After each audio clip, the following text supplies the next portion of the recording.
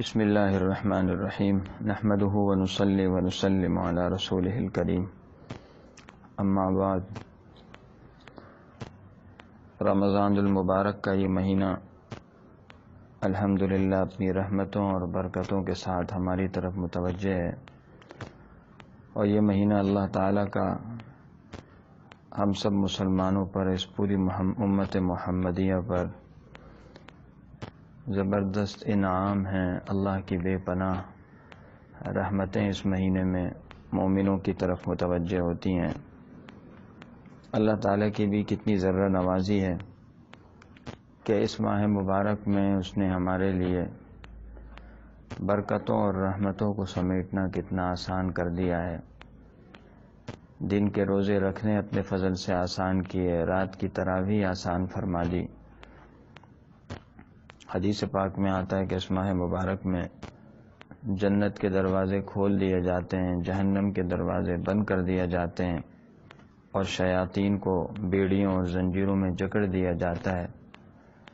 یہ سب اس لیے تاکہ مومن کے لیے اعمال خیر کرنا آسان ہو اور اللہ کی نافرمانی سے بچنا آسان ہو۔ اور ہم خود دیکھتے بھی ہیں کہ اس ماہ مبارک میں ایک ایسا ماحول بن جاتا ہے کہ اس ماحول میں خود بخود خیر کے کام، روزہ، تلاوت، عبادت اللہ کے فضل سے آسان ہو جاتی ہے۔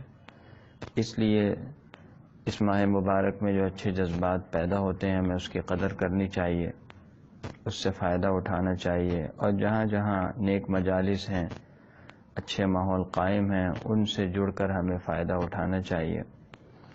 اس کے علاوہ ایک بات آج کل کے موسم اور حالات کے اعتبار سے بالخصوص روزے سے متعلق ہے کہ آج کل گرمی کی شدت ہے، اس وجہ سے روزہ بھاری محسوس ہوتا ہے، لیکن ہمیں یہ سمجھتے رہنا چاہیے کہ اللہ تعالیٰ کے یہاں یہ ضابطہ اور رسول ہے کہ مومن کسی بھی کار خیر میں جتنی مشقت اٹھاتا ہے اللہ اس کا اجر اسے اتنا زیادہ دیتے ہیں۔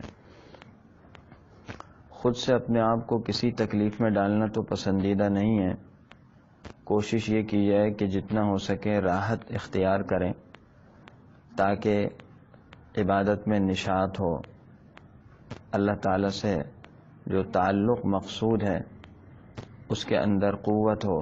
لیکن اگر اللہ تعالیٰ کی طرف سے ہی کوئی آزمائش آ جائے، جیسے آج کل گرمی کے روزے ہیں، تو اس کو بھی بہت صبر و شکر کی کیفیت کے ساتھ گزارنا چاہیے، اور یہ سمجھنا چاہیے کہ اللہ تعالیٰ ہمیں اس پر جو اجر و ثواب عطا فرمائیں گے وہ اس مشقت کے مقابلے میں بے انتہا زیادہ ہے، اور اس کے مقابلے میں مشقت کوئی وقعت نہیں رکھتی۔